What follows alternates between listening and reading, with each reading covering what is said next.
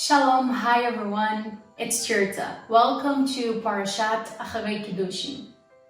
This week's Bible portion has fundamental principles concerning moral laws. The first Parsha, Achrei, Hashem gives instructions about Yom Kippur and the sacrifices. The following Parsha, Kedoshim, begins with the statement that we shall be holy because Hashem is holy.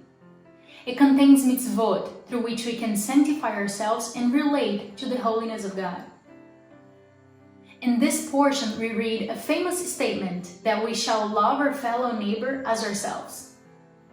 The great sage Rabbi Akiva referred to this statement as the fundamental, all-embracing principle of the Torah. But loving somebody is not easy, and it may not come so naturally to the vast majority of us. Our Rabbi Ben Klatzko shares that there are basically two kinds of people in the world, givers and takers. We all somehow fall into one of these categories.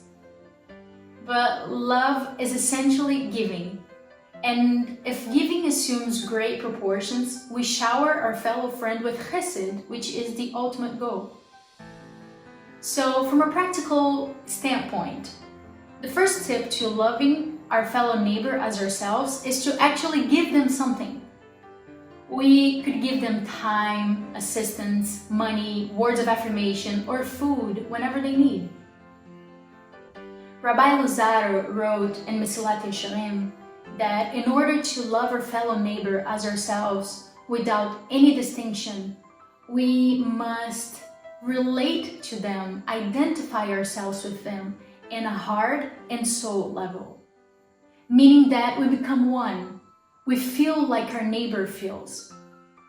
But the question is, how can we truly love somebody regardless of what they might have done to us? And the answer is that we must have in mind that we're all created by the image of God. And if a person loves his fellow neighbor, he's actually loving Hashem and honoring him. We may all be physically distant right now, but we can still do something nice for somebody this week. Maybe a phone call could be a start of a basic, simple form of giving that leads to loving. With all that in mind, we want to wish you an amazing Shabbat.